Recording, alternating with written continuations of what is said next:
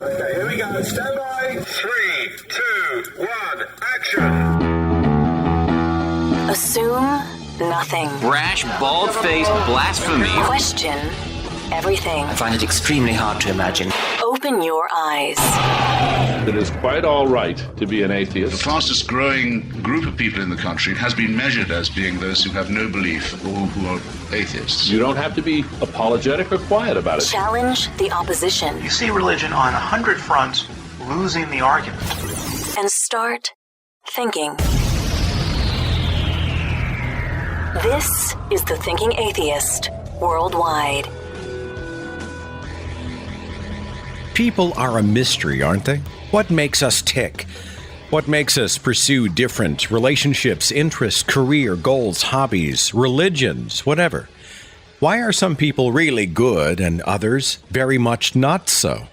What is the human condition as it relates to how we think and how we act? Well, Dr. Mark Leary is a professor of psychology and neuroscience at Duke University, and he teaches a great lecture at the Great Courses Plus called Mysteries of Human Behavior.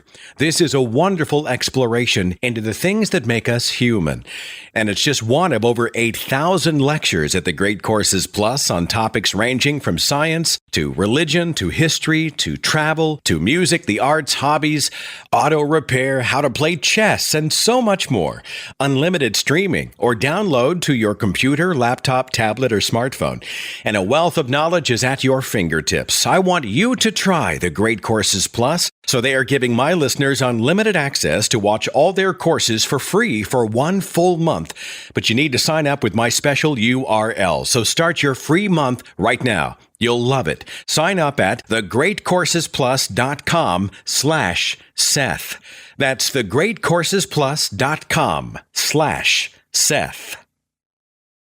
It's official. I finally get the chance to speak in New York City. I've been looking forward to this opportunity for a long time, and all the pieces finally came together. It's going to happen Thursday night, September 28th. So just a few weeks away, and I hope you can join us in New York City. Going to be speaking at the SLC Conference Center. I have all the details on that on the events page at thethinkingatheist.com/events. After that, I'll be at the Myth Information Conference. That's the final weekend of this month in Milwaukee. Now, I'm not speaking there. I'm a guest, kind of a red carpet premiere going on for their film Batman and Jesus, plus the Myth Information Conference is going on all day. The weekend of October 20th, Orlando, Florida. It's Florida Free Thought, Free Flow 2017, a big lineup of speakers on the roster, including myself for that weekend. Of course, our attention's been locked in on Florida for the past, I don't know how many days with Irma and all the devastation that's been going on and of course, the subsequent recovery and relief efforts. And this is going to go on for a long time. I do encourage you to support many of the organizations on the ground down there, like the Foundation Beyond Belief and others, and let's be a part of the solutions for Florida. But we're still on for October 20th weekend in Orlando, and very much looking forward to that. And I'll be in Wichita the first Sunday in November. All the details on all of these events at thethinkingatheist.com/events, okay? Next week, I'm releasing kind of a 1-2 punch. I've got a short video about my visit to the Ark Encounter. Matt Dillahunty and I toured the Ark Encounter together. I got some photos and video, and I've got a kind of a, I don't know, it's a 7-minute piece, 7 or 8 minutes. I'm still finishing the production of it. It's going to release to YouTube next week. And then I think we're going to get together with Matt Dillahunty and then also Aaron Raw, who has toured the Ark Encounter. And the three of us are just going to chat about much of what we saw. And that'll be a podcast. So I've got the video and the podcast both scheduled for next week. And, if nothing else, I found it entertaining. It's really the comedy event of the year. And it's also a tremendous tragedy, if you know what I mean. The audio and video will show you exactly what I'm talking about early next week, okay? Today's show is about the millennial. We'll talk about the secular millennial, the godless millennial. We'll talk about the label, the generation in question. I'm going to continue to use the term for the purposes of this broadcast because it's a helpful framework for this particular generation. I realize I'm an almost 50-year-old guy, that brings my own biases to the conversation. For those who think I'm about to use millennial as some kind of insult throughout the broadcast, just relax. Okay, just relax. You're in good hands. You're in fair hands. I mean, I'll be the first to say that I have bumped into people and found myself talking a little bit like my parents and grandparents. These kids today, these helicopter parents, all they did was coddle and pat their kids on the head and give them participation medals for showing up, even if they got crappy grades. And they were taught that the whole universe revolves around them and they live an entitled life and have an attitude of instant expectation without doing any work and zero problem-solving skills. And they just show up and wonder why the world doesn't care, that life isn't fair, and blah, blah, blah, blah, blah, blah, blah, blah. Yeah, you know what? Those people exist. Those people exist. And you know what else? They existed during my generation. And they existed in the generation before that and the generation before that. And we might have found it a bit easier to label them.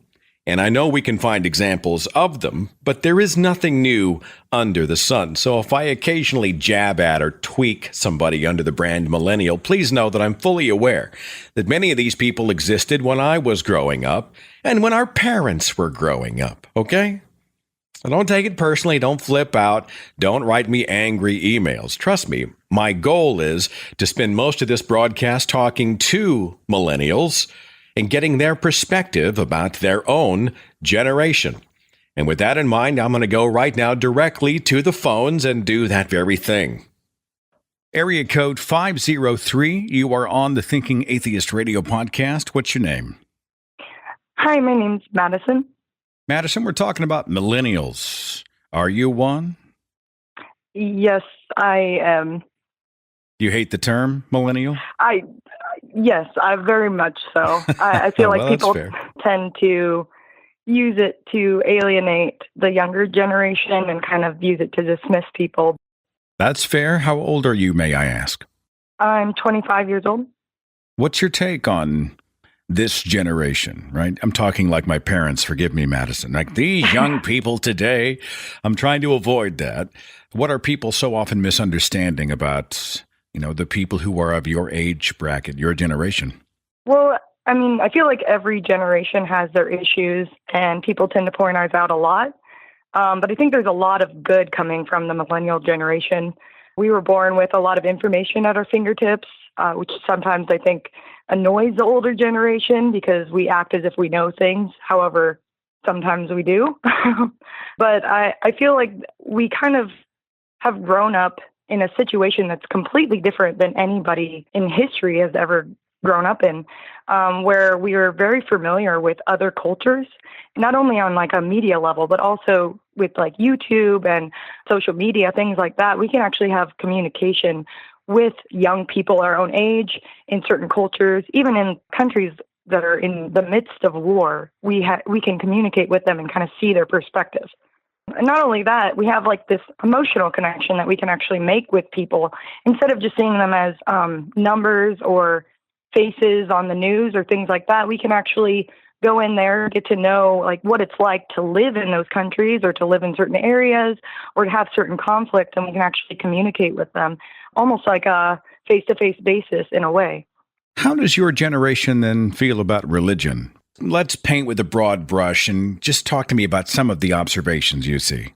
I definitely think that there is a big difference between the way that millennials view religion and pretty much every generation before us.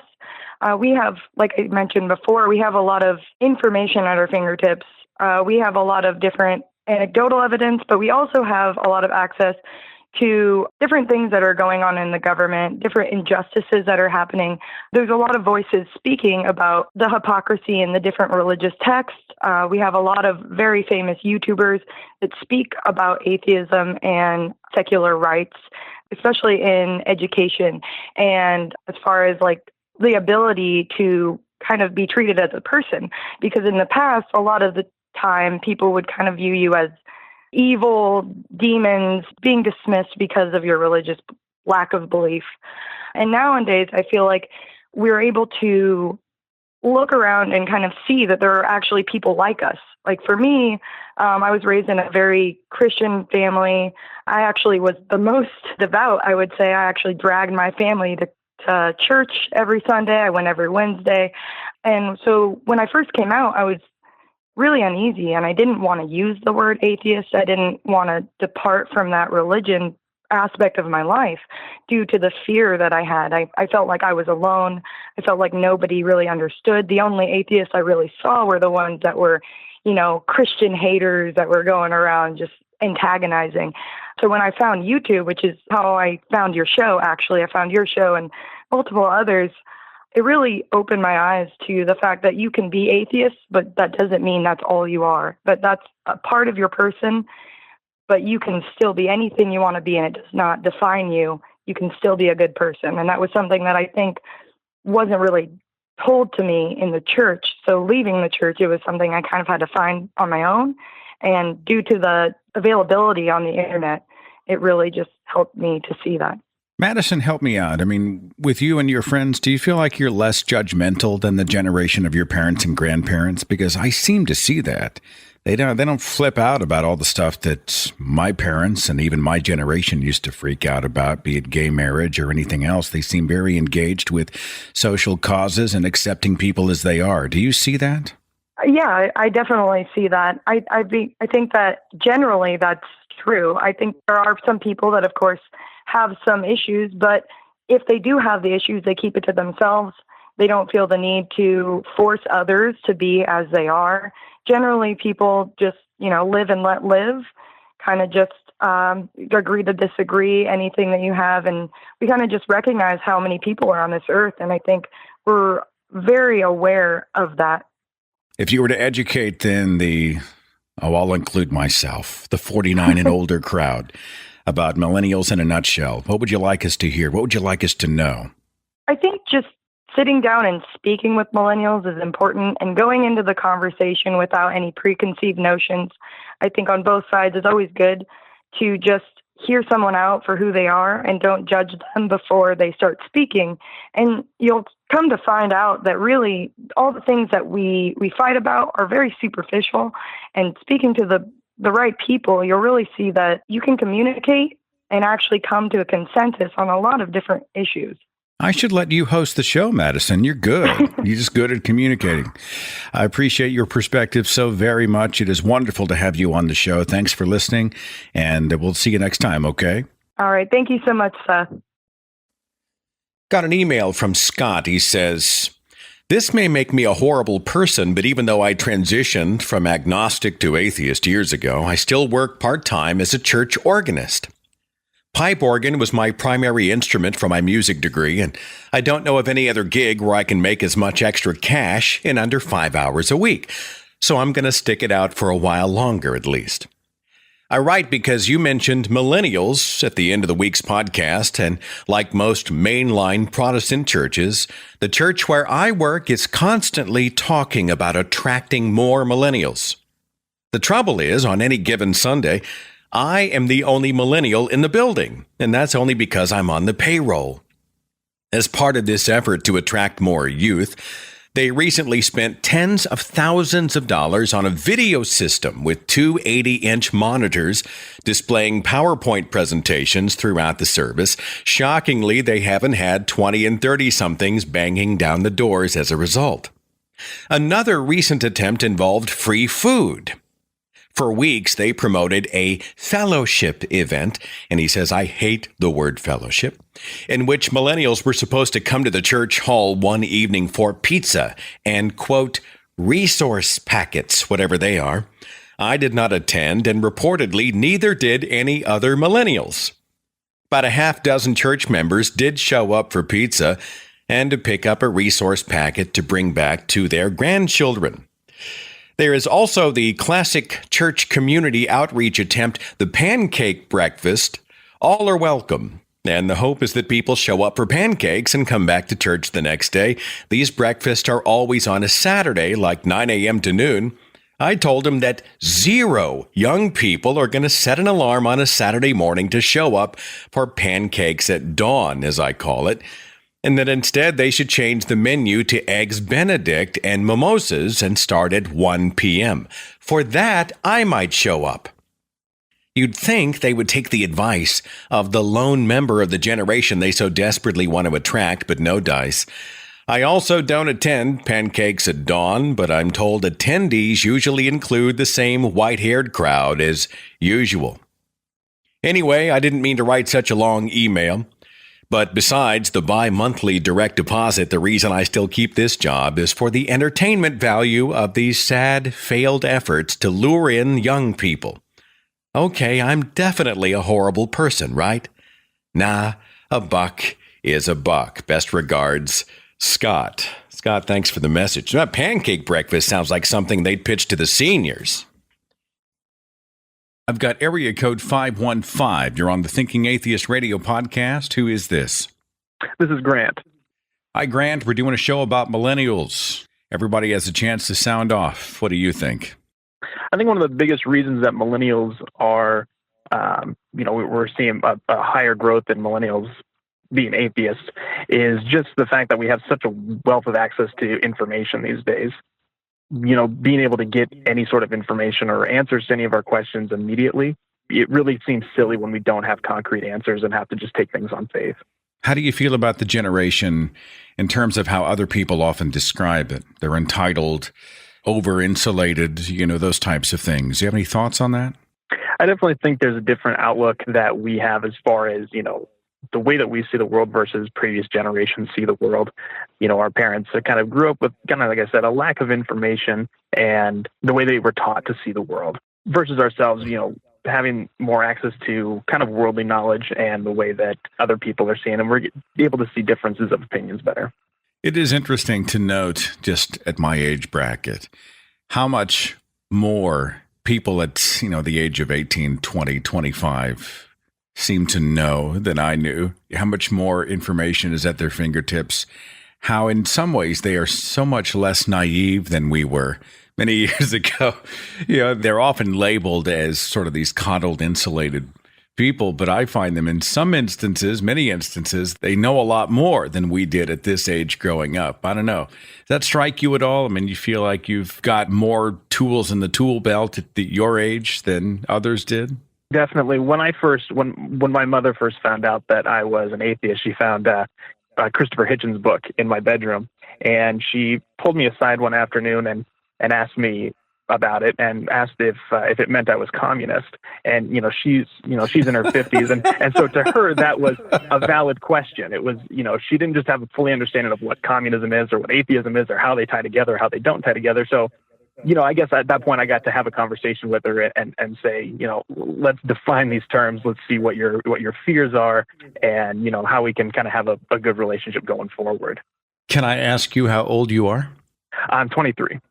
I'm trying to picture your mom's generation. Like our grandparents' generation often would tie communism with the worst evil they could think of. Like, exactly. Whatever's evil, let's link that to communism. And so atheism would be a natural step. It's sort of odd that your mom, who was more of a Generation Xer, I would assume, would do that very thing.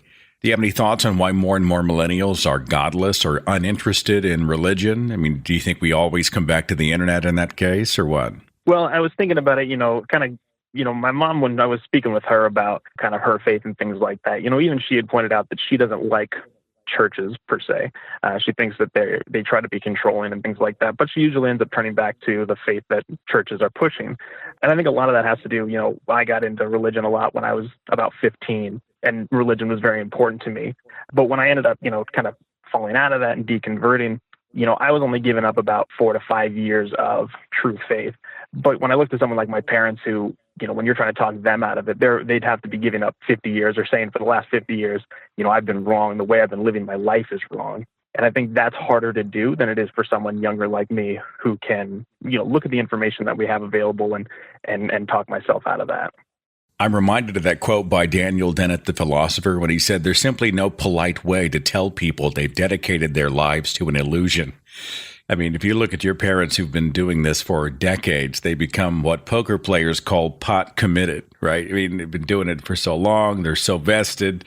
that it's even harder for them to walk away from the hand kind of thing, where you, as a younger person, you've got more opportunities and you probably, in some ways, take it a lot less personally. It's less part of the fabric of your life, right? Exactly. I think, the idea of her being wrong was very kind of an insult on the way that she's lived her life. And, even though she's not trying to push it or is aggressive in her faith, it's still the way that she was raised, the way her parents taught her, and the way that, she has an outlook on her life. Grant, does your life have that sense of purpose in work ethic and all the things that some critics say that this generation does not? I mean, yeah, I think so, definitely. I've got, my fiance and then our dog and our cat, and I just work for our better life, and that's the way that I look at it, and try to do the best that you can and be a good person. I guess that's the way that I see it. What's your dog and cat's name? Dog is Margot, and the cat is Mila. Margot and Mila. Yeah. All right, we'll give him a big scratch from all of us. Okay. And Grant, thanks for sharing your perspective and being a part of this conversation. Thank you very much, Seth. Now that we've already talked to a few folks, let's take a second and sort of clear the air and define some stuff. For example, what is a millennial specifically? Well, the definitions vary a little bit, but here's the general idea.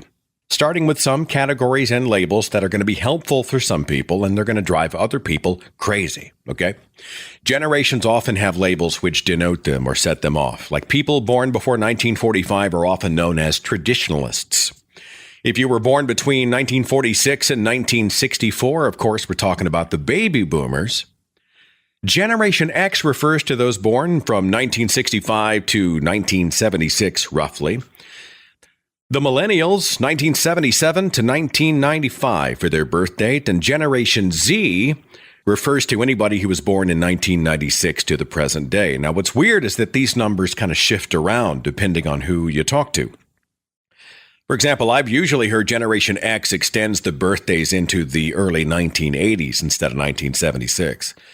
Generation X, right? That's my generation. Often known as the generation of the latchkey kids, because we apparently had less parental supervision, more and more of our parents, especially the moms, entering the workforce. So we came home and found the key under the mat or wherever, let ourselves in, made ourselves dinner, and waited for mom and dad to get home. We were the MTV generation. Back when music television actually played music, we were the MTV generation. We saw the rise of grunge music and hip-hop and indie movies. And we were called Generation X because apparently our generation was difficult to brand. We were post-baby boomers, and that label didn't apparently catch on, so X became this symbol, a symbol of things that were difficult to define or quantify. The term millennial was actually coined by a couple of historians, Neil Howe and William Strauss. They wrote a book called Generations, which charts out various aspects of American history. And there was an article about him in Forbes explaining that the two chose millennial because they were convinced that this generation would be drastically different than the one before, and they needed a distinct name. And also because many were going to graduate high school on or around the turn of the millennium. The word millennial, it's widely used. Not everybody likes it. Not everybody accepts it. Often because it is seen as an insult. It's a pejorative. It's a derogatory thing. Oh, these millennials. And some people talk about the millennial. They're sneering at people they consider kind of the selfie and Snapchat generation.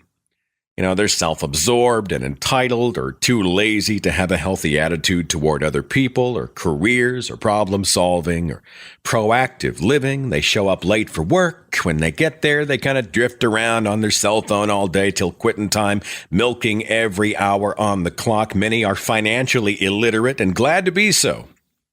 They reject the materialism of their parents and grandparents. Except, of course, when they need the debit card to go out and buy something because they don't have any money themselves. They're seen often as very selfish, the product of being the center of attention, surrounded by their parental cheerleaders who, throughout their short lifetime, showered them with all kinds of accolades for simply being born and being their child. They lived in this sort of barrier of cultural bubble wrap that kept their sensitive skin from ever toughening up so that they could properly face the real world. This is the stereotype. And as is the truth with almost every stereotype, you can find specific examples who are, yes, exactly like this. But here's the thing. You can find those examples inside Generation X and inside the baby boomers and even the traditionalists who came over half a century before. The notion of the lazy millennial is also statistically incorrect. It just doesn't jive with the data. There was a July article on the BBC by Jessica Holland. It's called Why the Millennial Stereotype is Wrong. It references a study by the British think tank, the Resolution Foundation. It reported only 1 in 25 UK millennials was switching jobs every year in their mid-20s. They had more job stability, in fact, twice the rate of job stability as Generation X. And those millennials who were switching jobs, they enjoyed an average 15% pay raise, which means whenever they were moving from one job to another, it was not a lateral move. It was actually financially advantageous.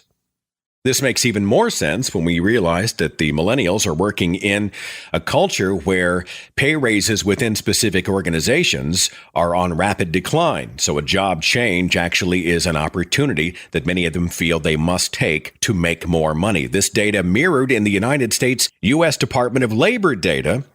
In the year 2015, millennial women accounted for just over 8 in 10 U.S. births.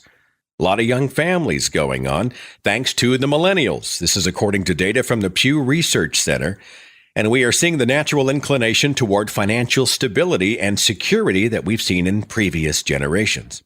Those who say that millennials are less interested in buying homes and getting a college education also have to take into account the rising costs of each. Average pay in the workforce for millennials is often too low to allow for much traction. According to CNN, less than 40% of millennial college graduates earn $45,000 a year or more. 20% earn less than $20,000 a year. That's 1 in 5. Student loan payments hamstringing those who are trying to save for housing and raising a family. USA Today published a May 27 article by a guy named William Cummings. It was called The Malignant Myth of the Millennial. And let me just read from a section called Generational Stereotypes.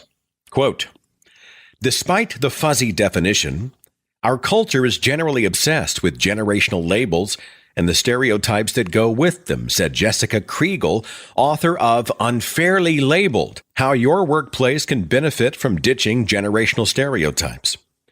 She says, although I'd say that this trend of thinking differently about the younger people in our world has been prevalent for thousands of years, Kriegel said her research found most books, articles, and consultants focused on millennials rely on an oversimplification of human behavior. She also found that they frequently contradict each other. Those contradictions are inevitable because of the diversity within the demographic group. There's about 80 million millennials right now, and some of those millennials are CEOs in Silicon Valley, and some of them are illegal immigrants in the Midwest who are waitressing somewhere. You really can't put them all in a box, and what we do is we put them all in a box, and that box is really based on a middle-income white American person. And then we just say that's the only kind of millennial that exists right now. Take, for example, the stereotype that millennials feel entitled because they were given participation trophies in Little League, even if they didn't necessarily achieve anything special, Kriegel said. Well, you have to have been privileged enough to have been able to afford Little League when you were growing up in order to get that participation trophy. That stereotype also ignores the roughly 7.6 million foreign-born millennials, many of whom never played in Little League at all, she said. The article goes on to assert that the blanket labeling of generations is simply lazy thinking. I will include that article in the description box of this broadcast if you are interested, okay? On Skype, I have Richard. Richard, you're on the Thinking Atheist Radio podcast. How's it going? Oh, very well, thank you. It's a pleasure to talk to you. Richard, we're talking about kind of a hot topic here. We're talking about millennials. It's this weird label that sort of shifts around from year to year. Some people use it as a compliment. Many people use it as kind of an insult. What's your perspective on the millennial? So to begin with, I didn't realize that I was a millennial until late last year. I'd heard the term bandied around. I didn't really think much of it. And then I did a little bit of research. There's a famous YouTuber that I follow called The Roaming Millennial. And I dug into it a little bit more. and discovered what a millennial was, which was someone about my age who graduated around when I did. Which was when? I graduated in 2000. Okay. I discovered that the particular generation that I'm a part of, the millennials, seem to be a little bit more concerned with feels over facts. So if something feels good, then the facts don't really need to matter. They seem to accept things at face value rather than challenge those ideas. While I say that, there are a fair few exceptions that I'm aware of. Where do you live? I'm based in Birmingham in the UK. Okay. And so when you bump into people of your age bracket, your generation in the UK, you feel that they embrace emotion more than they embrace the specific, the evidence, the factual information. Did I hear that right? Yes, that would be accurate. So you realize there are people typing angry emails right now with your name in the subject line. Richard is his name, everybody. No, I'm just kidding. As I say, there are exceptions to the rule, but maybe it's just the circles that I move in that this seems to be the case. You feel like that this is a generation that has been coddled in some way? Do you feel like it is the snowflake generation? Yes. I think over here we refer to it more as kind of a nanny state, where everybody will get a prize at school rather than looking at actual achievements, academic performance, and so on, that kind of thing. Do you think this is the product of what they call helicopter parenting? You know, they were wrapped in sort of a cocoon of isolation and comforts and privilege? It is a possibility. I'm not sure if privilege does come into it. Where do you think all this comes from? Where do you think this particular culture, what do you think it's born of? I think it's to do with the rise of the internet. I think that there's a lot of contrasting ideas that are now available to our generation and the previous generations.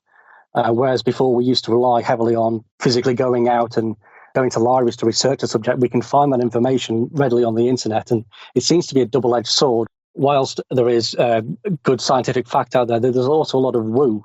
And we seem to find it difficult to distinguish between the woo, the pseudoscience, and the actual science.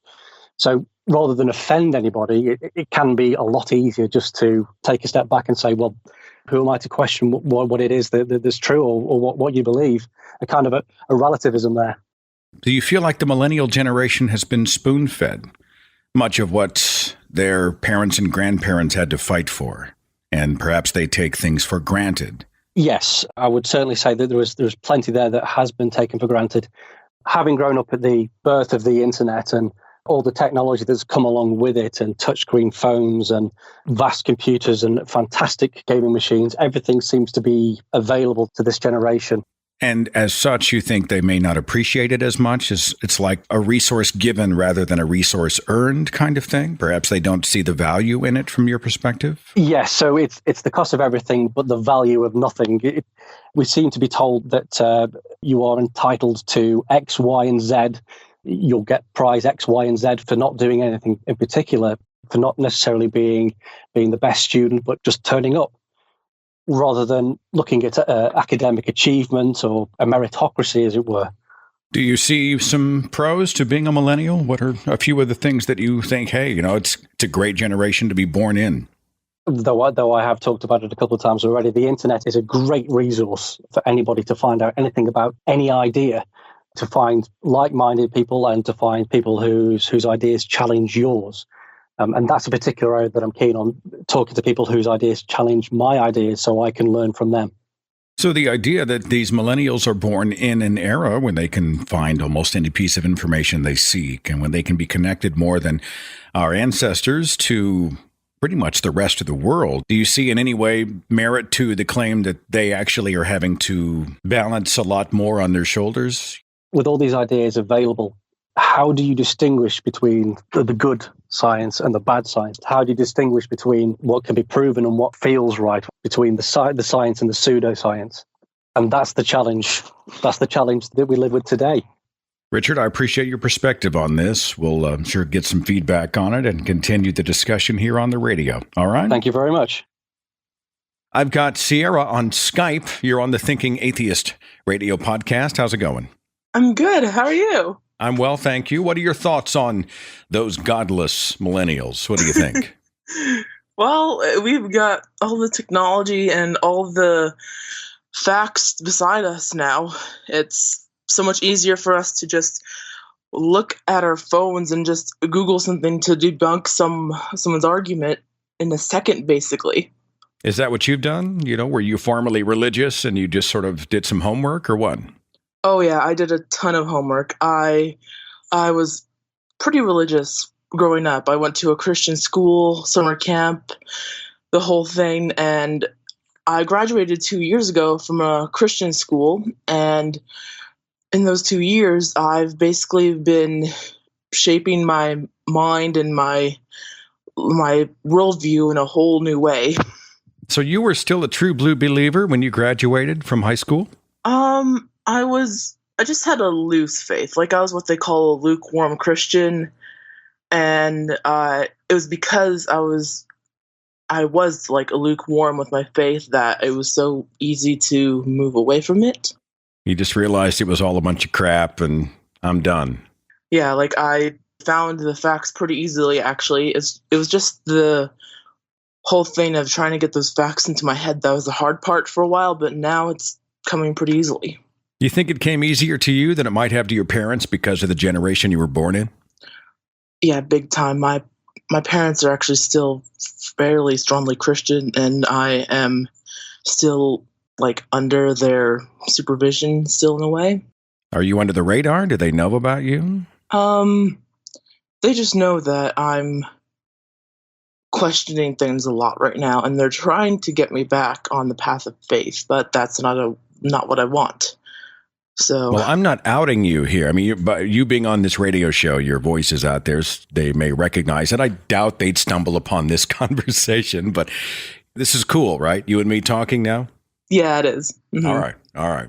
And one thing, I don't know if this is the norm for a podcast or not, but I did want to get involved further in the atheist community because I have found so many great YouTubers, but talking to creators is still kind of hard.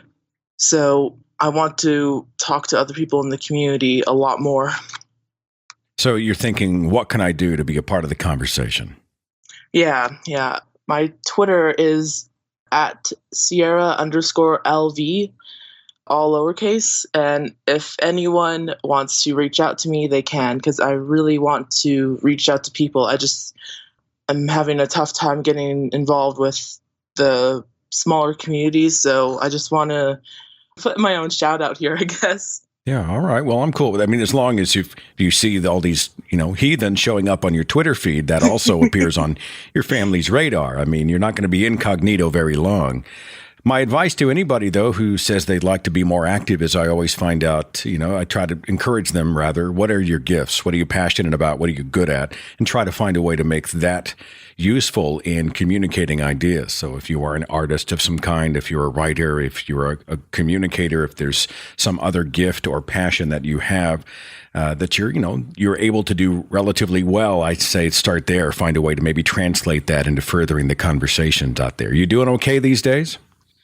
Yeah, I am. I'm able to do whatever I want on the internet, basically. So they're not like looking over my shoulder at all. Right.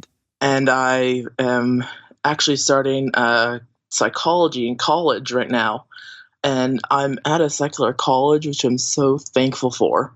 The funny thing is, my sister is at a Christian college right now, and she's learning psychology too. So it would be very weird for us to compare notes and see what exactly our differences are that we learned. And it's kind of tough for me to see my sister still go to a Christian education, because I thought she would go to a secular college like the same one I did, but she's still in that community 100%. And I'm just learning as much as I can to help her and others in my life. So if someone was to call you a godless millennial, you're okay with that label? Well, I don't consider myself completely godless yet, honestly. Like, there's still tiny little corners in my mind where I'm like, oh, is God still real? Or is, like, you know what I mean? Yeah, you're still going through the journey, still asking the questions, still testing the waters. I think that's totally valid. As long as you're taking that journey on your terms, I think it's fantastic, Sierra. Yeah, thank you. All right. Well, thanks for calling and being a part of the conversation. It's a real honor to be able to chat with you. Yeah, it's a real honor to get to talk to you. Coming up after a short break, more of your input about millennials. And I'm going to cap the show, if I can call the last third of the broadcast, capping the broadcast. It's like almost a half an hour long piece. It's an article in Time magazine from a few years ago by Joel Stein about the millennials that, if you only listen to the first part, will enrage you. That's why I will encourage you to listen to the whole thing. It's an interesting piece, certainly worthy of discussion. I will share that with you. That and a whole lot more right after this. Hang on. September 30th in Milwaukee, Wisconsin, the Myth Information Conference is premiering their new film. It's called Batman and Jesus, a feature film that compares ancient mythologies with modern mythologies. It's a red carpet event with many special guests, and you are invited. The film caps the Myth Information Conference itself, which is an event unlike the typical free thought convention. The conference is about dialogue, bringing together diverse speakers, diverse perspectives, diverse attendees to promote reasoned and respectful dialogue about many of the hot topics in the secular community today: politics, religion, social justice, free speech, and more. Agree or disagree, this event is about the sharing of and the challenging of ideas. At MythCon, you're going to see a debate about Islam between atheist Faisal Saeed Al-Muhtar and Muslim Asra Nomani. That debate's moderated by Matt Dillahunty. Thomas Smith is going to face off on stage with Sargon of Akkad. Presentations by former Scientologist Ron Miscavige, Melissa Chen, Shoe-On Head, and Armored Skeptic from YouTube give their perspectives on skepticism and social media. And of course, the Batman and Jesus film debut and a VIP after party. I will be there, Aaron Raw and other activists will be there, and you can still get your tickets to attend the conference in person or for the live stream if you can't join us there. Get your tickets and all the details for the 2017 Myth Information Conference at mythicistmilwaukee.com. That's mythicistmilwaukee.com.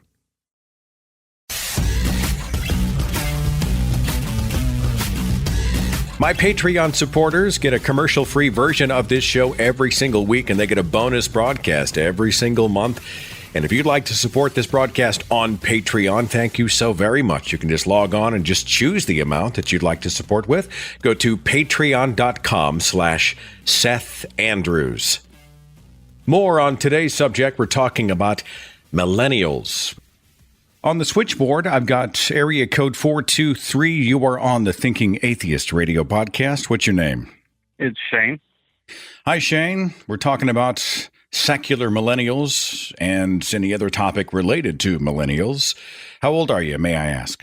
I am 32. All right. So you qualify. Talk to me. What's your perspective on all this? Pretty much, I'm born in Northeast Tennessee, and this is pretty much the heartland of Jesus country. And I was raised into a fundamentalist Christian church. It didn't take very long, getting through high school and learning about all the modern sciences and everything, that you start questioning what you've been told. What's your perspective on millennials and the perspectives about millennials? What do you think? I do believe that millennials are coming more towards the non-religious. We do tend to be more progressive, more liberal, and the ways of the church isn't really matching what we believe anymore. How do you feel about the label? How does it make you feel? Do you mind it? I think it's no big deal. It's just another term for our generation. It does fit because, we brought in the new millennium. Yeah. Do you feel like sometimes people pigeonhole millennials to be a certain way? We do tend to be sort of, they call us the snowflakes or the justice warriors and all of that. Why do you think they call this generation like a snowflake generation? Where do you think that comes from? I think we tend to be more based on equality. And when something doesn't sound right, we tend to chime in more. The other generations, they're kind of hardened. It was just the way it is. From that perspective, then, it's possible that people from generations past might have been more like, just suck it up and deal with it. And the millennial generation is more like, well, it's wrong. Let's go change it. Let's fix it. Would that be accurate? yeah, the baby boomers kind of have well, this is the way it is. Well, no, it's not. It's not right. All right, Shane, anything else about millennials? I think that will be looked back as a good generation. We're trying to do more for equality. We're trying to be more open to everyone. I buy that. Shane, I appreciate your perspective for the broadcast very much. Thanks so much for being a part of the show. All right, thank you. Daniel sent me a message. He said, I am what some might consider an old millennial. I was born in 1986 in a very conservative area of southeastern Pennsylvania, right in the heart of Amish country. My family attended an evangelical congregational church, which was pretty fundamentalist. I remember growing up defending a literal Bible and a young earth. I also remember falling asleep listening to the soothing voice of Dawson McAllister. A quick Google search tells me that his show is still on the air. How is that possible? As a teen, I was trained in apologetics. I carried around Josh McDowell's Evidence That Demands a Verdict, and I attended Sun Life's SEMP conference, the students equipped to minister to peers more than once. There we learned cold contact street evangelism. It was terrifying and I hated it, but I had to do it if I wanted to be on my youth group's ministry team. Ironically, through all this, I had a very strong interest in science. Somehow I managed to learn and enjoy science. While ignoring all the things that didn't jive with my fundamentalist upbringing, I dared to allow myself to believe that the Genesis account probably took thousands of years instead of 6 literal days. That progressed into believing in intelligent design and theistic evolution, but I always made room for God. When I went to college, I decided to major in molecular biology. 2 things happened while I was at college, which, looking back, contributed significantly to my atheism. First, I started to meet people of different races, religions, sexual orientations, and gender identities. Some of these people I cared very deeply for, and I had trouble reconciling this with my upbringing, which taught me to out-group people. Second, I took a class called The Bible as Literature.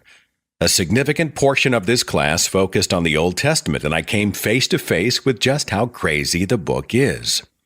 This is a big reason why I think millennials are less religious than previous generations. We're the most educated generation to date. We have access to the gamut of mankind's knowledge on our phones. The modern church of the 90s and 2000s doesn't make any sense with the experiences and lessons we learned pursuing higher education, and we've left the church in droves. After college and during graduate school, I tried to force myself to go to church, but there was always something about the dogma of each church I went to that bothered me. I told myself it was my fault.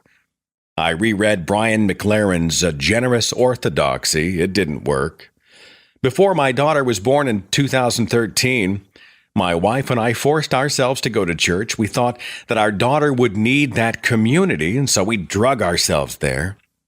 For the better part of 2 years, we went as much as we could. The church embraced us as family, and they treated us very well.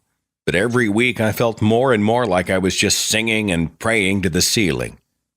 I came to grips with my non-belief around November of 2015. My son was due in January, and I couldn't pretend anymore. I came out as an atheist to my wife during the 8-hour drive to visit our family for Thanksgiving. After the initial shock, I was pretending to be this rock for my family for so long. We talked, and it turns out we both felt the same way. 2 years later, we're happy atheist parents, raising 2 happy atheist kids who don't think they're going to go to hell just because they told a lie. I look back on my days in the faith mostly with disdain. I said some really mean things to people for what I thought were righteous reasons. With more education and experience under my belt, I've realized the error of my ways. I'm more loving and accepting as an atheist than I ever was as a Christian. Your show has meant a lot to me. Your talks and podcast episodes on Christian culture hit a little too close to home. I can laugh about it now, but I remember being really excited to watch the Newsboys live at Creation Fest. Keep up the good work. Dan, I appreciate it very much. Yeah, it hits close to home for me too sometimes. Think about some of the stuff we used to do and say and look forward to and practice in when we were growing up as religious people, and sometimes you just cringe, I totally get it. I've got Carrie on Skype. You're on the Thinking Atheist radio podcast. How's it going? Pretty good, Seth. How are you doing? I'm well. I feel old, though, talking about all these youngsters, all these millennials. Yeah. How old are you, Carrie? 19. Oh, see, it continues. I've got shoes older than you, Carrie. I'm just saying. We're talking about millennials. Do you have a perspective on this generation? What do you want to say? I hate my generation. I absolutely hate it. I hate being called a millennial. It's absolutely brutal. Now, hang on. Hold on. Do you hate the label or do you hate being a part of the culture? Both. Spell it out for me. What's that about? Why I hate the label first is because it's used almost in a derogatory context a lot of the time when I hear it. So you hear, oh, those damn millennials, they're doing this, they're doing that. It's just like, could you not, please? It's so annoying. Don't pigeonhole us. Don't stereotype us. Exactly. That's what you're thinking. Exactly. Okay. But what about the generation makes you crazy then? Just how they act. They don't act like normal people. It's like I'm raised in a household where if you don't act like a normal human, you don't fit into society. You have to be on the ball, just keep running. You see something in your way, just blow through it. Okay, hang on. Let me make sure I understand you, Carrie. So you come from a family of go-getters. In your own culture, you guys have to go out, make things happen, solve problems, live a proactive life, right? Yeah. Okay. But you don't see many others in your age bracket as having those qualities? Yeah. A lot of them, it's all mommy's money, daddy's money. Oh, mom paid for this, dad paid for that. Oh, I got this from my aunt, got this from family, da-da-da-da-da. It's all the same anymore. So in that sense, if they're talking about millennials in a derogatory way, you don't feel it would fit? I mean, I don't know. It doesn't fit me personally. Other people, I can see it, clear as day. Well, what's your experience? Are we talking about people who you went to school with or current friends, neighbors, or what? A lot of people, friends, family, just kids I went to school with, strangers that are my age. And I'm just I just look at them and I go, yeah, you fit that label. Me, no. All right. Well, Carrie, I appreciate your honesty on the show. And, I hope at some point your generation frustrates you less. Mm-hmm. And I appreciate you listening and being a part of the conversation. I appreciate it, too. I have area code 814. You are on the Thinking Atheist radio podcast. Tell me your name. Kathy. Hi, Kathy. We're talking about millennials. Do you have any thoughts on the matter? Oh, yes, I do. I love the millennials. I have two of them myself. I guess that might make me a little less objective, but I think they're really fantastic people. Well, qualify that for me. Give me some specifics. Why? I'm wildly impressed with their open-mindedness. They really question everything. I attribute that to the internet, of course, because they have exposure to so very much of what's going on in the world right now and different ideas. And so, just all that. And the ones my own daughters and the ones that I have worked with tend to not just take things at face value. They want to know why. They want to know, why do we do it that way? Isn't there a better way? They don't give respect as easily, but they give tons of it if you've earned it. They're just great people. Do you ever envy them? Do you ever wish you'd been a little bit more like that when you were growing up? No, because I was somewhat, not as much as they are. What I envy them is the access to the world that they have that I didn't have. I came of age in the early 70s. It was a different world then. We sound like our parents, don't we, when we're talking, these kids today have so much stuff they take for granted. Yeah.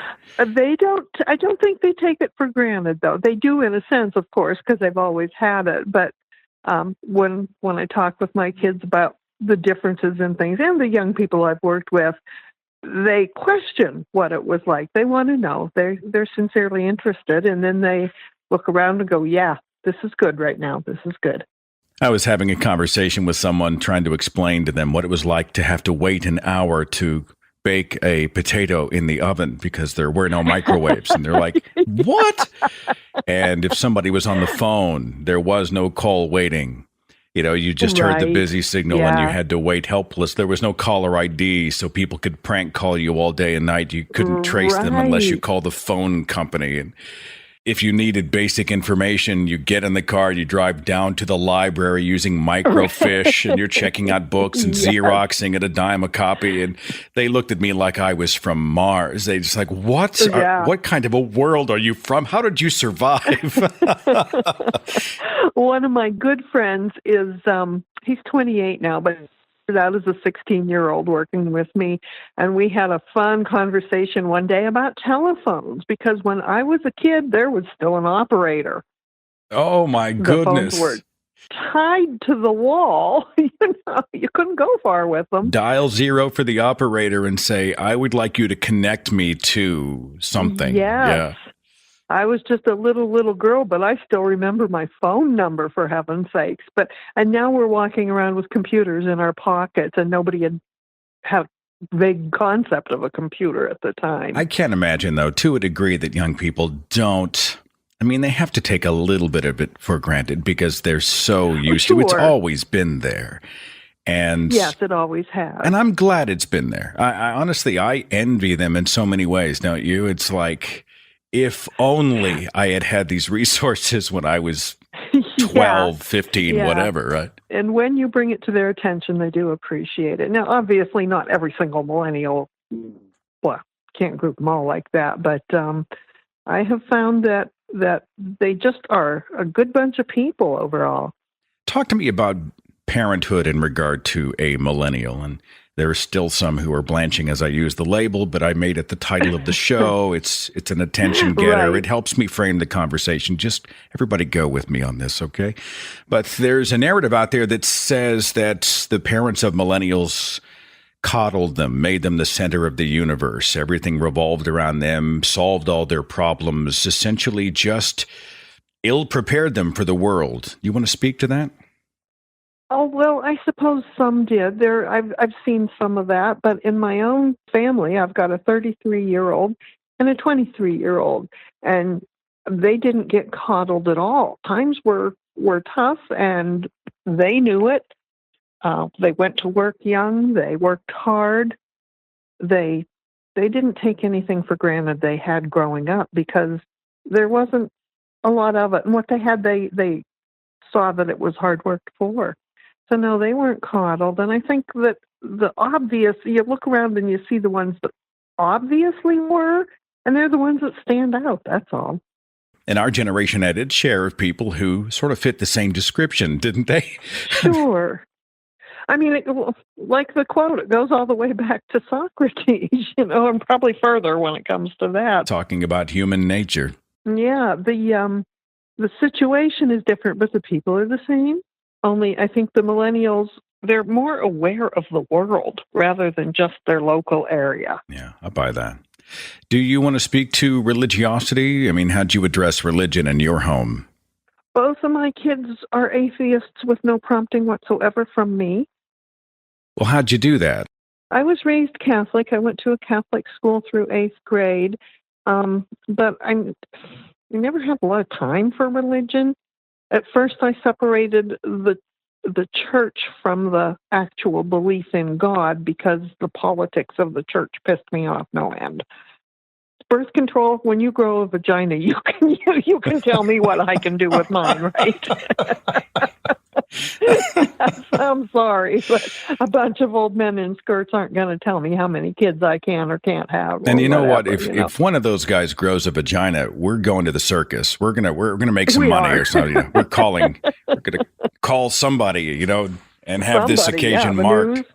But I never had a lot of time for church going. I didn't force them to go to church. They have different fathers. The one's father became religious when she was a teenager, and she was like, "What?" And the other one's father, his whole family just could have cared less one way or the other. So, but she's the younger one, spent a lot of time in the Assemblies of God church because I was a single mom and her babysitter belonged to that. And she came home one day very ticked off. Was about the time that the Harry Potter and the Goblet of Fire was released. And we were very much into those books. I'd read to her every night. And she overheard the pastor of the church telling another adult that he had read the first two and thought they were really good books. But then the church handed down the edict that it's evil. And so he wasn't going to read anymore, and he was going to tell his whole, bad stuff. And she was so pissed off at the hypocrisy in that. I think, yeah. And she must have been, I don't remember what year Goblet came out, but she must have been 10 or 11. And that just set her on the questioning, yeah. She was observant enough to be able to see it right in front of her face. That's pretty amazing. Yeah. Oh, they're smart kids, of course. Yeah. Oh, well, good genes, good stock, of course. Yeah. Well, it's awesome to hear a parent talk so positively about her children, her quote-unquote millennial children. I'm excited for you. I'm excited for them. More free thinkers, more people out there who are about positive change and about being rationalists. And that's just awesome stuff. I hope there is. I came into adulthood with the notion that I was not going to be like the adults in my life that seemed to forget that they had been teenagers and young people once. Oh, it's just puppy love. Oh, you think you've got problems now? Wait till you grow up. All that kind of stuff really ticked me off. So coming into adulthood and being a parent, I tried to remember, it might be only puppy love, but it hurts like hell when you're 14 or 15, doesn't it? That's an interesting angle. Yeah. And the problems you have at that age are the problems that you are capable of coping with.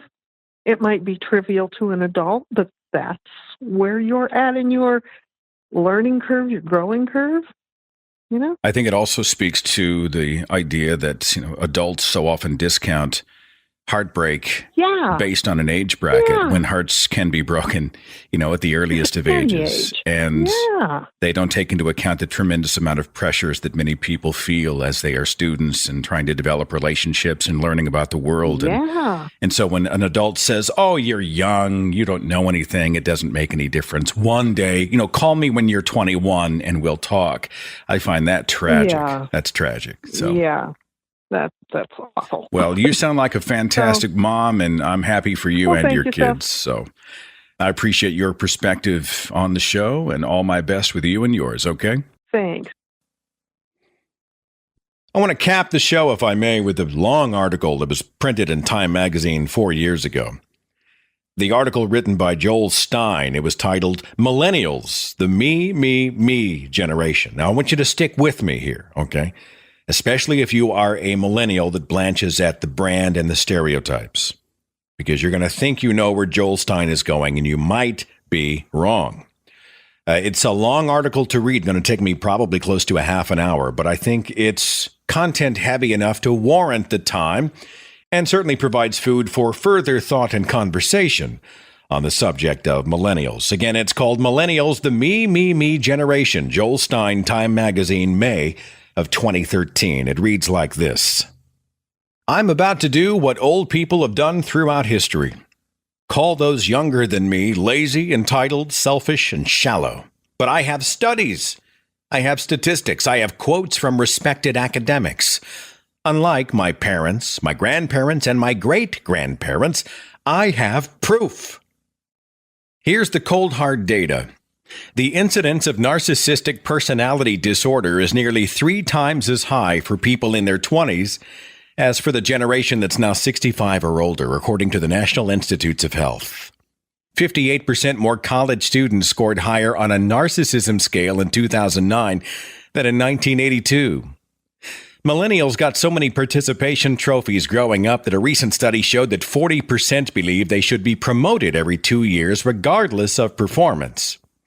They are fame-obsessed, 3 times as many middle school girls want to grow up to be a personal assistant to a famous person as want to be a senator, according to a 2007 survey.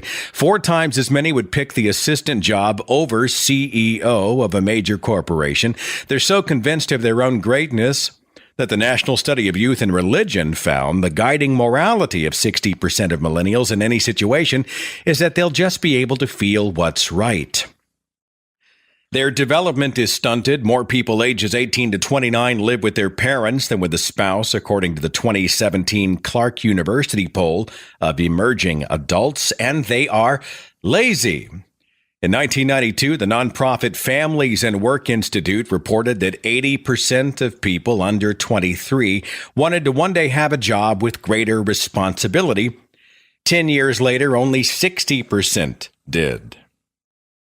Millennials consist, depending on who you ask, of people born from 1980 to 2000. To put it more simply for them, since they grew up not having to do a lot of math in their heads thanks to computers, the group is made up mostly of teens and 20-somethings. At 80 million strong, they are the biggest age grouping in American history.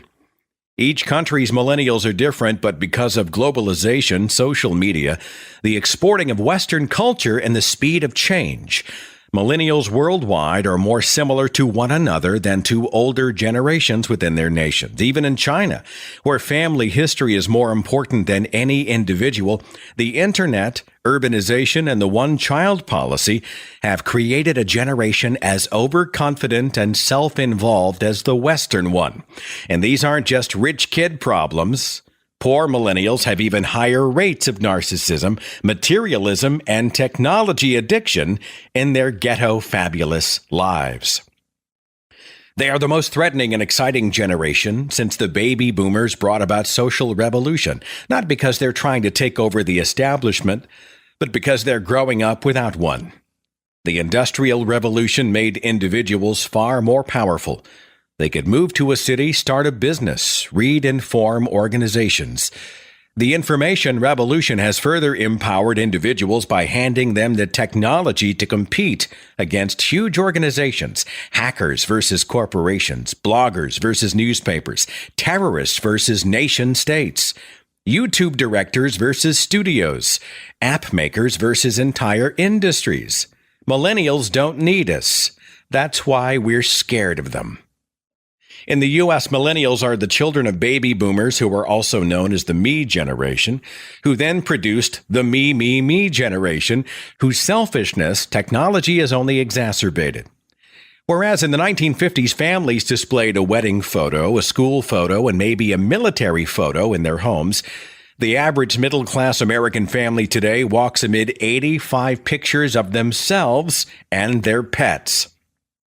Millennials have come of age in the era of the quantified self, recording their daily steps on Fitbit, their whereabouts every hour of every day on PlaceMe, and their genetic data on 23andMe.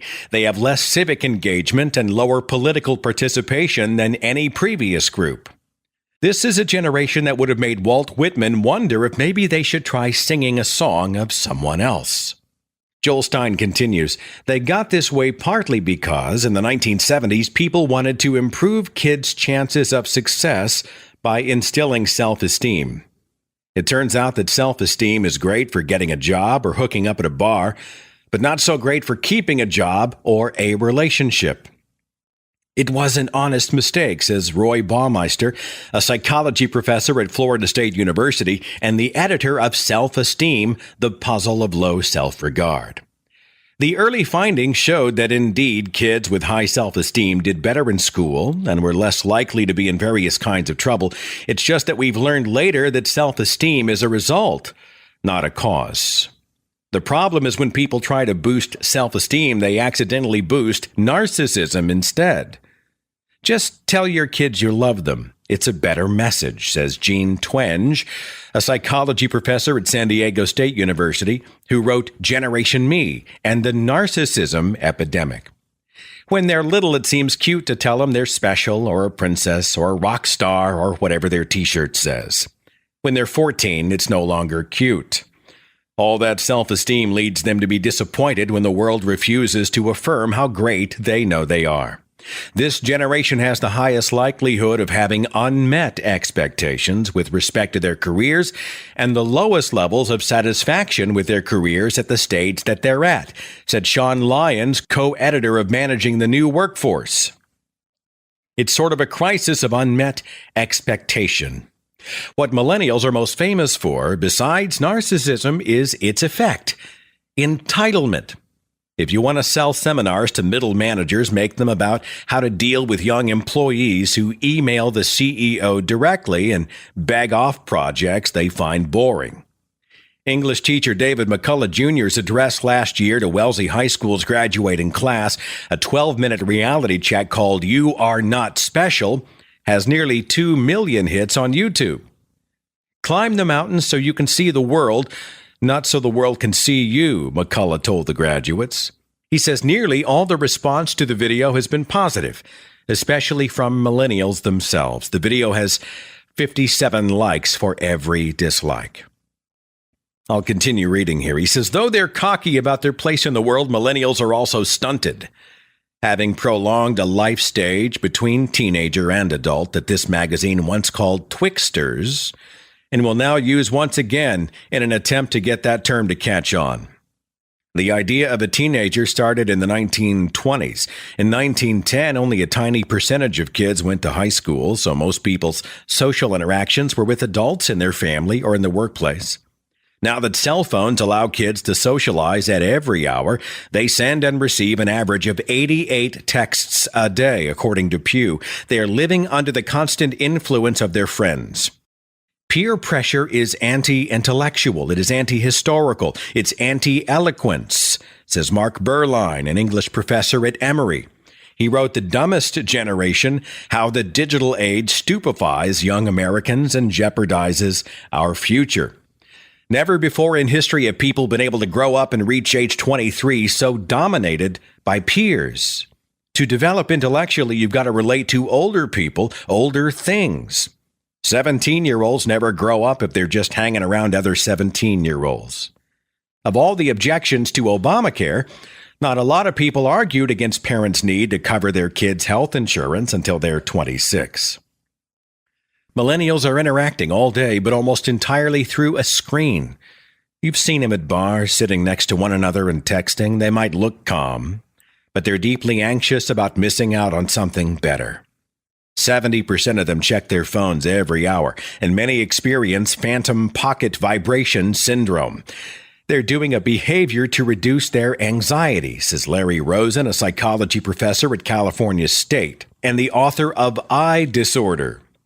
That constant search for a hit of dopamine, someone liked my status update, reduces creativity. From 1966, when the Torrance test of creative thinking were first administered, through the mid-1980s, creativity scores in children increased. Then they dropped, falling sharply in 1998. Scores on test of empathy similarly fell sharply starting in 2000, likely because of both a lack of face-to-face time and higher degrees of narcissism. Not only do millennials lack the kind of empathy that allows them to feel concerned for others, but they also have trouble even intellectually understanding others' points of view. What they do understand is how to turn themselves into brands with friend and follower tallies that serve as sales figures. As with most sales, positivity and confidence work best. People are inflating themselves like balloons on Facebook, says W. Keith Campbell, psychology professor at the University of Georgia. He's written 3 books about generational increases in narcissism.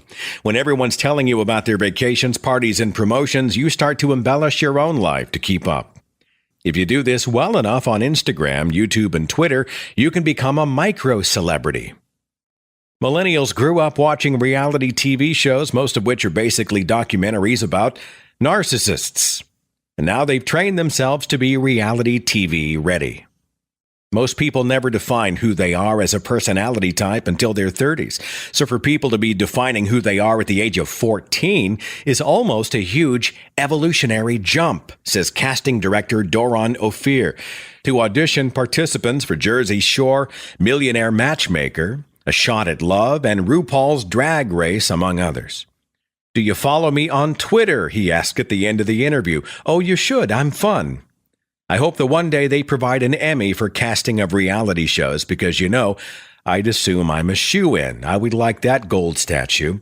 And then I'll take a photo of it and then I will Instagram it. Ophir is 41, but he's clearly spent a lot of time around millennials. I've gone just about as far as I can in an article without talking about myself. Joel Stein says, so yes, I'm aware I started this piece with the word I. The piece in which I complain about millennials' narcissism. I know that this magazine, which for decades did not print bylines, started putting authors' names on the cover regularly in 2004, and that one of the first names was mine. As I mocked reality shows in the previous paragraph, I kept thinking about the fact that I got to the final round for 1995's Real World London. I know my number of Twitter followers far better than the tally on my car's odometer. Although Facebook has a strictly enforced limit of 5,000 friends, I somehow have 5,079. It was impossible not to remember, the whole time I was accusing millennials of being lazy, that I was supposed to finish this article nearly a year ago. Joel Stein says I moved home for the first 6 months after college. When I got hired at Time, my coworkers hated me for cozying up to the editor of the magazine. I talk to one of my parents every other day and depend on my dad for financial advice. It's highly possible I'm a particularly lame 41-year-old, but still, none of these traits are new to millennials. They've been around at least since the Reformation. When Martin Luther told Christians they didn't need the church to talk to God, and became more pronounced at the end of the 18th century in the Romantic period when artists stopped using their work to celebrate God and started using it to express themselves. In 1979, Christopher Lasch wrote in The Culture of Narcissism, quote, "The media give substance to, and thus intensify, narcissistic dreams of fame and glory, encourage common people to identify themselves with the stars, and to hate the herd, and make it more and more difficult for them to accept the banality of everyday existence." I checked my email 3 times during that sentence. So while the entire first half of this article is absolutely true, I had data. Millennial self-involvement is more a continuation of a trend than a revolutionary break from previous generations. They're not a new species. They've just mutated to adapt to their environment. For example, millennials' perceived entitlement isn't a result of overprotection, but an adaptation to a world of abundance. For almost all of human history, almost everyone was a small-scale farmer. And then people were farmers and factory workers. Nobody gets very much fulfillment from either of those things, says Jeffrey Arnett, psychology professor at Clark University. He invented the phrase emerging adulthood, which people foolishly use instead of the catchy twixters. Twixters put off life choices because they can choose from a huge array of career options, some of which, like jobs in social media, didn't exist 10 years ago. What idiot would try to work her way up at a company when she's going to have an average of 7 jobs before the age of 26? Because of online dating, Facebook circles, and the ability to connect with people internationally, they no longer have to marry someone from their high school class or even their home country. Because life expectancy is increasing so rapidly, and technology allows women to get pregnant in their 40s, they're more free to postpone big decisions. The median age for American women's first marriage went up from 20.6 in 1967 to 26.9 in 2011, almost 27 years old. And while all that choice might end in disappointment, it's a lottery worth playing. I had one grandfather fight in the Pacific and one in the Atlantic Theater. One became a pilot, one became a doctor. When you grow up during the Great Depression and fight off the Nazis, you want safety and stability, says Tucker Max, 37, who set an example for millennials when instead of using his Duke law degree to practice law, he took his blog rants about his drunken, lecherous adventures and turned them into a mega best-selling book, I Hope They Serve Beer in Hell, that he got an independent publisher to print. Everyone told you that everyone above you had to shit on you before you got to shit on people below you, and millennials don't want to do that, he says. In fact, a lot of what counts as typical millennial behavior is how rich kids have always behaved. The internet has democratized opportunity for many people, giving them access and information that once belonged mostly to the wealthy. Joel Stein says, when I was growing up in the 1980s, I thought I'd be a lawyer, since that was the best option I knew about for people who sucked at math in my middle-class suburb. But I saw a lot more options since I got to Stanford. Previously, if you wanted to be a writer but didn't know anyone who was in publishing, it was just, well, I won't write. But now it's, wait, I know someone who knows someone, says Jane Buckingham, who studies workplace changes as founder of Trendera, a consumer insights firm. I hear story after story of people high up in an organization saying, well, this person just emailed me and asked me for an hour of my time, and for whatever reason, I gave it to them. So the great thing is that they do feel entitled to all this, so they'll be more innovative and more willing to try new things, and they'll do all this cool stuff. Because millennials don't respect authority, they also don't resent it. That's why they are the first teens who aren't rebelling. They're not even sullen. I grew up watching Peanuts where you didn't even see the parents. They were just the wah-wah voice. And MTV was always a parent-free zone, says MTV President Stephen Friedman, 43, who now includes parents in nearly all the channel's reality shows. One of our research studies early on said that a lot of this audience outsources their super ego to their parents. The most simple decision of should I do this or should I do that, our audience will check in with their parents. A 2012 Google Chrome ad shows a college student video chatting all the details of her life to her dad. I'm very used to seeing things where the cliche is that the parent doesn't understand. Most of my friends, their parents are on social, and they're following them or sharing stuff with them, said Jessica Brillhart, a filmmaker at Google's Creative Lab, who worked on the commercial. It's hard to hate your parents when they also listen to rap and watch Jon Stewart. In fact, many parents of millennials would proudly call their child-rearing style parenting. I negotiate daily with my son, who's 13. Maybe all that coddling is paid off in these parent-child relationships, says John Murray. He created The Real World and other reality shows. He says that seeing regular people celebrated on TV gives millennials confidence. They're going after what they want. It can be a little irritating when they want to be on the next rung so quickly. Maybe I'm partly responsible for it. I like this generation, so I have no issues with that. Kim Kardashian, who represents to non-millennials all that is wrong with her generation, readily admits that she has no particular talent, but she also knows why she appeals to her peers. They like that I share a lot of myself and that I've always been honest about the way I live my life, she says. They want relationships with businesses and celebrities. Gen X was kept at arm's length from businesses and celebrity. When you're no longer cowed by power, you're going to like what a friend tells you about far more than what an ad campaign does, even if that friend is a celebrity trying to make money and the friendship is just a reply to a tweet. While every millennial might seem like an oversharing Kardashian, posting vacation photos on Facebook is actually less obnoxious than 1960s couples trapping friends in their houses to watch their terrible vacation slideshows. Can you imagine if the boomers had YouTube, how narcissistic they would have seemed? Ask Scott Hess, Senior Vice President of Human Intelligence for Spark SMG, whose TEDx speech entitled Millennials, Who They Are and Why We Hate Them, advised companies on marketing to youth. Can you imagine how many freaking Instagrams of people playing in the mud during Woodstock we would have seen? I think in many ways you're blaming millennials for the technology that happens to exist right now. Yes, they check their phones during class, but think about how long you can stand in line without looking at your phone. Now imagine being used to that technology your whole life and having to sit through algebra.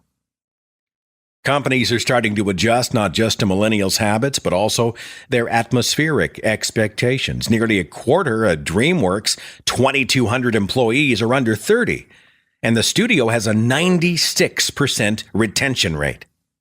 Dan Satterwhite, who runs the studio's human relations department, and he's been in the field for about 23 years, says Maslow's hierarchy of needs makes it clear that a company can't just provide money anymore, but also has to deliver self-actualization. During work hours at DreamWorks, you can take classes in photography, sculpting, painting, cinematography, and karate. When one employee explained that jiu-jitsu is totally different from karate, Satterthwaite was shocked at his boldness. Then he added a jiu-jitsu class. Millennials are able to use their leverage to negotiate much better contracts with the traditional institutions they do still join. Although the armed forces had to lower the physical standards for recruits and make boot camp less intensive. Gary Styler, who's been an Army recruiter for about 15 years, is otherwise more impressed with millennials than any other group he's worked with. Quote, "The generation that we enlisted when I first started recruiting was sort of do. This generation is think about it before you do it," he says. This generation is 3 to 4 steps ahead. They're coming in saying, I want to do this, and then when I'm done with this, I want to do this. Here's something even all the psychologists who fret over their narcissism studies agree about. Millennials are nice. They have none of that David Letterman irony and Gen X ennui. The positivism has surprised me. The internet was always 50-50 positive and negative, and now it's 90-10, says Shane Smith, the 43-year-old CEO of Vice, which adjusted from being a Gen X company in print to a millennial company once it started posting videos online, which are viewed by a much younger audience. Millennials are more accepting of differences, not just among gays, women, and minorities, but in everyone.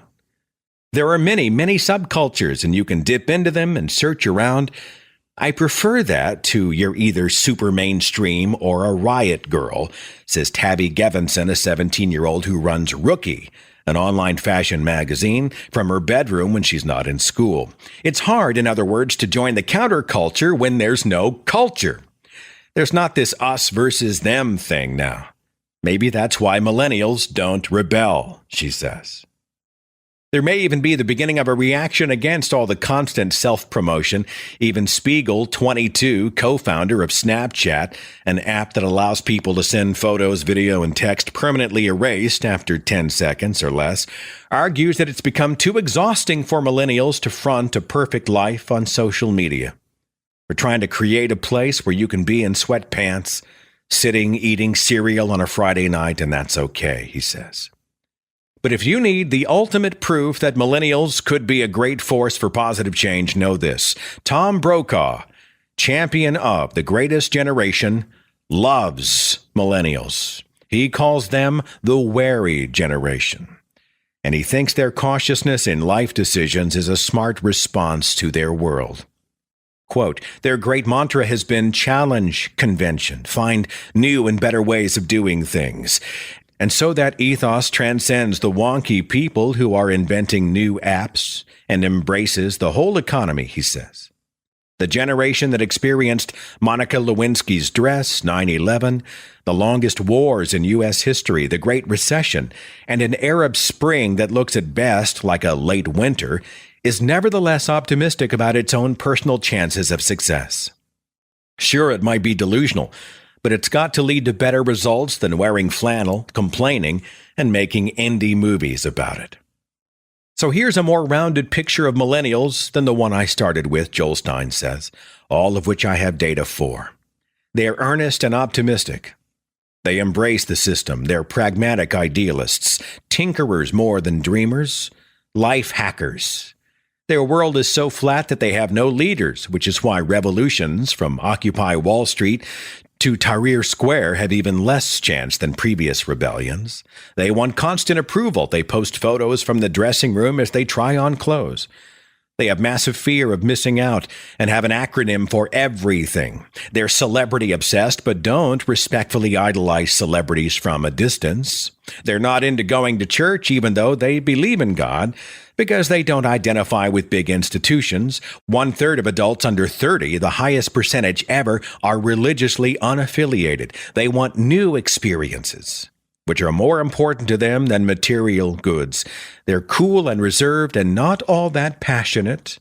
They're informed but inactive. They hate Joseph Kony, but they're not going to do anything about Joseph Kony. They're pro-business. They're financially responsible.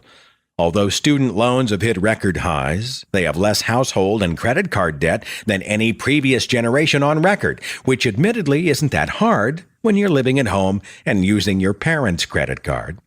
They love their phones, but hate talking on them. They're not only the biggest generation we've ever known, but maybe the last large birth grouping that will be easy to generalize about. There are already micro-generations within the millennial group, launching as often as new iPhones, depending on whether you learn to type before Facebook, Twitter, iPads, or Snapchat. Those rising micro-generations are all horrifying the ones right above them, who are their siblings. And the group after millennials is likely to be even more empowered. They're already so comfortable in front of the camera that the average American 1-year-old has more images of himself than a 17th century French king. So yes, we have all that data about narcissism and laziness and entitlement, but a generation's greatness isn't determined by data. It's determined by how they react to the challenges that befall them. And just as important, by how we react to them. Whether you think millennials are the new greatest generation of optimistic entrepreneurs, or a group of 80 million people about to implode in a dwarf star of tears when their expectations are unmet, depends largely on how you view change. Me, I choose to believe in the children. God knows they do. And again, this long article from Time Magazine, May 2013, by Joel Stein, I will link it in the description box of this broadcast. I'll see you back here for some Ark Encounter next week. Have a wonderful week. Thanks for listening. I'll see you soon, okay? Follow The Thinking Atheist on Facebook and Twitter. Watch dozens of original videos on the Thinking Atheist YouTube channel. And visit our website for resources, links, contact information, the editor's blog, and more. thethinkingatheist.com.